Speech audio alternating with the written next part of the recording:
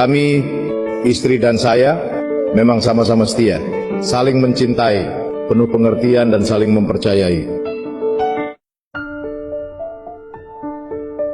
Suatu hari, pada 1947, Prawiro Harjo dan istrinya datang ke Wuryantoro, Wonogiri, untuk mengunjungi sanak saudara.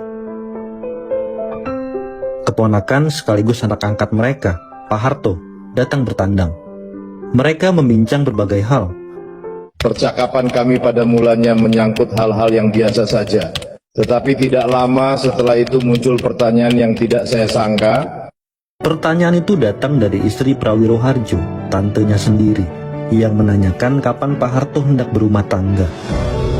Ketika itu, Pak Harto memang sudah berusia 26 tahun dan memiliki pangkat letnan kolonel. Pak Harto menjawab dia terlalu sibuk dengan pekerjaan sebagai komandan resimen di tengah revolusi fisik yang masih berkecamuk pada tahun-tahun itu. Karena terus didesak, akhirnya Pak Harto mengaku tidak punya calon. Tiba-tiba tantenya teringat kepada seorang gadis anak kawan sekolahnya di Solo, Hartinah, yang kelak akrab disapa Ibu Tin Soeharto. Ibu Tin, anak Sumo Haryono, ningrat Solo yang bekerja sebagai wedana dan pegawai keraton Mangkunegaraan. Mendadak, Pak Harto ciut nyalinya. Apa dia akan mau? Apa orang tuanya akan memberikan? Mereka orang ningrat. Tak lama setelah pertemuan itu, Pak Harto dan keluarga tantenya berkunjung ke rumah Sumur Haryomo di Solo. Pak Harto pun bertatap muka dengan Ibu Tin. Dalam pertemuan yang dalam adat Jawa disebut nontoni itu, Pak Harto pun masih belum percaya diri. Sejarah mencatat, keluarga Sumo Haryomo menerima pinangan Pak Harto. Tak lama berselang, pada 26 Desember 1947, pernikahan dilangsungkan. Ibu Tin berusia 24 tahun dan Pak Harto 26 tahun ketika mereka menikah. Sejarawan Australia R.A. Elson dalam bukunya Soeharto Sebuah Biografi Politik, hubungan cinta Pak Harto dan Ibu Tin diuntungkan oleh situasi revolusi pada masa itu. Keraguan Pak Harto tentang status sosialnya dibandingkan dengan keluarga calon mertuanya sangatlah wajar. Pak Harto berasal dari desa dan merupakan anak dari keluarga petani yang tidak memiliki status atau koneksi dengan pihak keraton. Namun, revolusi memberikan kesempatan bagi seorang pemuda desa seperti Pak Harto untuk memperoleh pamor karena perannya sebagai perwira militer yang dihormati pada masa itu. Meskipun bukan berasal dari keluarga priai, Pak Harto mampu membangun karir sebagai tentara di tengah perubahan tatanan masyarakat akibat revolusi. Kondisi inilah yang membuat Pak Harto terlihat beda di mata calon mertuanya. Selain itu, hubungan dekat keluarga pamannya dengan orang tua Ibu Tin juga berperan penting. Namun jangan kita lupakan dari sisi Ibu Tin. Selepas Indonesia merdeka, Ibu Tin merupakan salah seorang pelopor Laskar Putri Indonesia, barisan pemuda putri yang dibentuk oleh tentara Jepang.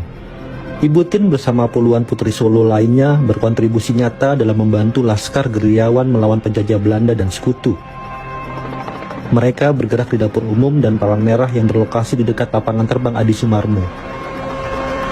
Selain itu, Ibu Tin juga ikut terlibat dalam aksi penyelundupan senjata dan amunisi dari tentara Jepang ke tangan para pejuang Indonesia. Ibu Tin bersama teman-temannya menggunakan kereta api untuk mengangkut barang-barang tersebut dari Solo ke Yogyakarta. Mereka menyembunyikan senjata dan amunisi di bawah keranjang-keranjang sayur dan buah. Fakta ini menggambarkan bahwa Ibu Tin sudah sangat mengenal sisi melek kehidupan kalangan prajurit yang membuat hubungannya dengan Pak Harto makin cepat terjalin. Alhasil, perkawinan kami tidak didahului dengan cinta-cintaan seperti yang dialami oleh anak muda di tahun 80-an sekarang ini. Kami berpegang pada pepatah, Witing Tresno Jalaran Soko Kulino, datangnya cinta karena bergaul dari dekat. Sejarah mencatat bahwa hubungan cinta antara Pak Harto dan Ibu Tin jauh dari gosip dan skandal. Cinta mereka bukan hanya sekedar api yang berkobar, tetapi juga saling menguatkan. Ada sebuah kisah pada tahun 1959, ketika Pak Harto menjabat sebagai Pangdam Diponegoro. Ia dituduh melanggar peraturan dengan menyelundupkan gula dan kapuk secara ilegal bersama dua pengusaha, Bob Hassam dan Sudomo Salim. Tuduhan itu menyatakan bahwa Pak Harto memperkaya diri melalui barter gula. Namun Pak Harto menjelaskan bahwa tindakannya bertujuan untuk meningkatkan kesejahteraan rakyat Jawa Tengah. sebagai penguasa perang. Saya merasa ada wewenang mengambil keputusan darurat untuk kepentingan rakyat, ialah dengan barter gula dengan beras. Saya tugasi Bob Hasan melaksanakan barter ke Singapura, dengan catatan beras harus datang lebih dahulu ke Semarang. Namun Ahmad Yani sudah terlanjur marah. Pada saat itu, Yani memang sedang gencar-gencarnya menindak para prajurit yang terlibat pelanggaran. Yani ingin Pak Harto segera diadili dan dipecat dari TNI. Pak Harto pun ketar-ketir menghadapi situasi ini.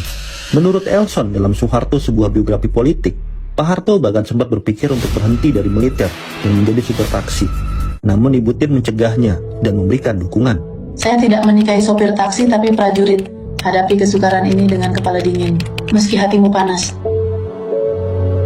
Beruntung di tengah desakan pemecatan dari para petinggi militer, Gatot Subroto muncul sebagai pembela Pak Harto. Gatot menilai bahwa tindakan Pak Harto tidak salah. Akhirnya, Pak Harto bisa bernapas lega karena tidak jadi dipecat. Akhirnya Pak Gatot memutuskan tidak ada yang diragukan dan disalahkan atas tindakan saya itu.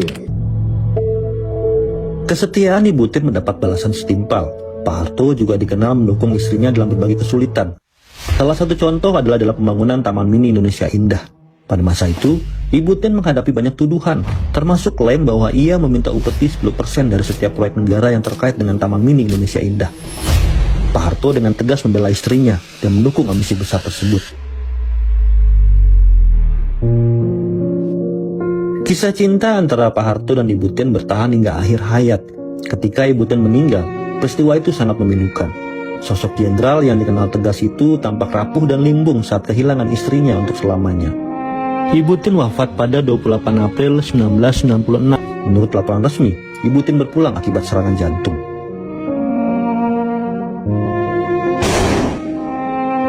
Kepergian Ibu Tien merupakan pukulan paling berat bagi Pak Harto. Banyak tantangan dan lawan politik yang telah dihadapinya. Namun kehilangan perempuan yang telah mendampinginya selama 49 tahun pernikahan adalah cobaan terberat.